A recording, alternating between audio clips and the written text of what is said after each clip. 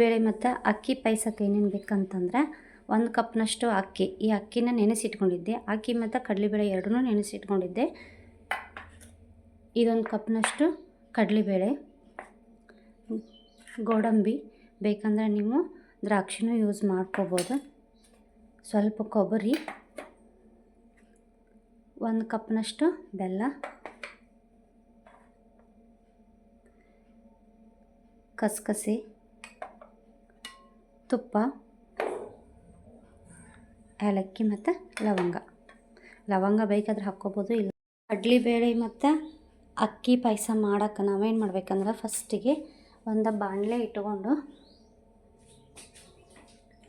ಇದು ಬಾಣಲೆನ ಚಲೋ ಮಾಡ್ಕೊತೀನಿ. ಈ ನೆನೆಸಿಟ್ಕೊಂಡಿದ್ವಲ್ಲ ಅಕ್ಕಿನ ಸ್ವಲ್ಪ ಹುರ್ಕೋಬೇಕು. ಭಾಳಲ್ಲ, ಒಂದು ಸ್ವಲ್ಪ ಹುರ್ಕೊಂಡ್ರೆ ಜಲ್ದಿ ಮೆತ್ತಗೆ ಆಗ್ತೈತಿ.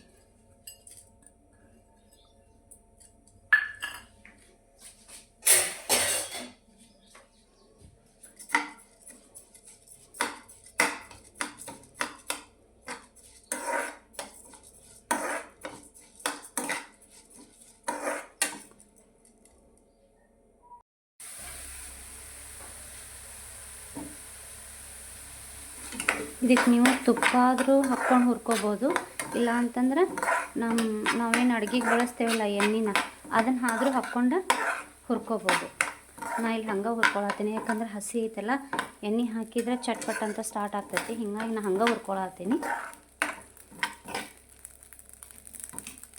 ಇದಾದಮೇಲೆ ಸ್ವಲ್ಪ ಅದನ್ನು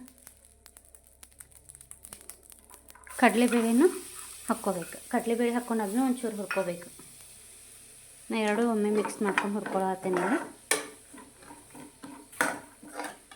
ಈಗ ಸ್ವಲ್ಪ ಎಣ್ಣೆ ಹಾಕ್ಕೊಂಡು ಹುರ್ಕೋಬೇಕಾಕತಿ. ಸ್ವಲ್ಪ ಹಾಕ್ಕೋರಿ ಎಣ್ಣೆನ. ಇದು ಎಣ್ಣೆ ಹಾಕ್ಕೊಂಡು ಯಾಕೆ ಹುರ್ಕೋಬೇಕಂತಂದ್ರೆ ಇದು ಹಸಿದ ಅಕ್ಕಿ ಹಾಕಿದ್ವಲ್ಲ ತಳ ಹಿಡ್ಕೊತೈತಿ. ಹೀಗಾಗಿ ನಾವು ಏನು ಮಾಡಬೇಕು, ಸ್ವಲ್ಪ ಎಣ್ಣೆ ಹಾಕ್ಕೊಂಡು ಹುರ್ಕೊಂಡ್ರೆ ಈಗ ನೋಡಿಲ್ಲ ಹತ್ತಿದ ತಳ ಏನೈತಲ್ಲ, ಅಕ್ಕಿ ಏನು ತಳ ಹಿಡ್ದೈತಲ್ಲ ಅದೆಲ್ಲದ ಬಿಟ್ಟು ಬರತೈತಿ. ಹೀಗಾಗಿ ನಾವು ಒಂದು ಸ್ವಲ್ಪ ಎಣ್ಣೆ ಹಾಕ್ಕೊಂಡು ಹುರ್ಕೊಂಡು ಆಮೇಲೆ ಕುಕ್ಕರ್ ಒಳಗೆ ಹಾಕಿ ಇದನ್ನು ಕುದಿಸ್ಕೋಬೇಕು ಸೈಡ್ಗೆ.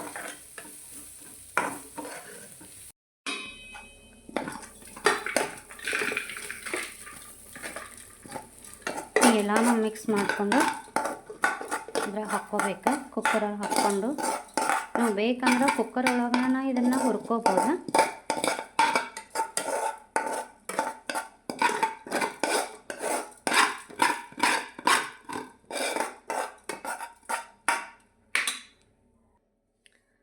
ಅಕ್ಕಿ ಹುರ್ಕೊಳತ್ತಾಗ ಈ ತೆವಿಗೆ ಏನಾಗಿತ್ತು, ಅಕ್ಕಿ ಎಲ್ಲ ಹತ್ಕೊಂಡಿತ್ತು.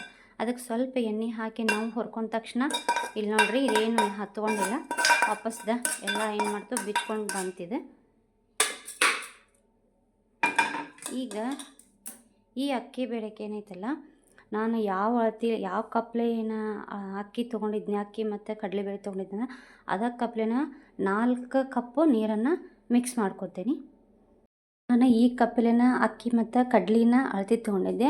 ಹೀಗಾಗಿ ಮತ್ತು ಕಪ್ಲೆ ನೀರನ್ನು ಹಾಕ್ಕೋತೀನಂತ. 4 ಅಥವಾ 5 ಕಪ್ ನೀರು ಹಾಕ್ಕೋಬೋದು. 1 2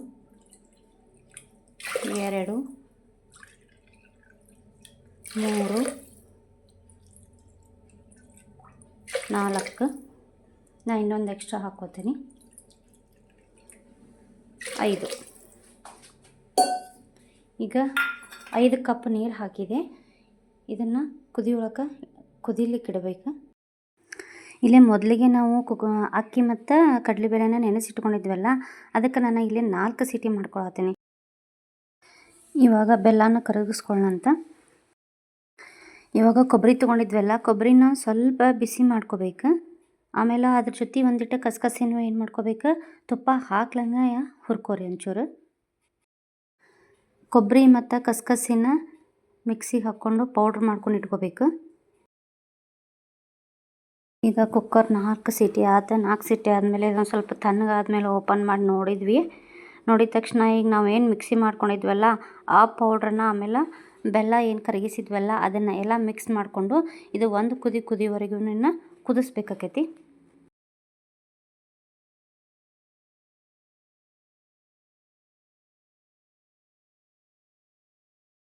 ಈಗ ಸೈಡ್ಗೆ ಒಂದು 2 ಚಮಚದಷ್ಟು ತುಪ್ಪ ಹಾಕ್ಕೊಂಡು ಗೋಡಂಬಿನ ಕೆಂಪದಾಗಿ ಹುರ್ಕೊಂಡು ನಾವು ಮಾಡಿದ ಕಡಲೆಬೇಳೆ ಮತ್ತು ಅನ್ನದ ಪಾಯಸಕ್ಕೆ ಮಿಕ್ಸ್ ಮಾಡ್ಕೊಂಡ್ಬಿಟ್ರೆ ನಾವು ಮಾಡಿದಂಥ ಕಡಲೆಬೇಳೆ ಪಾಯಸ ರೆಡಿ ಆಕ್ಕೈತಿ.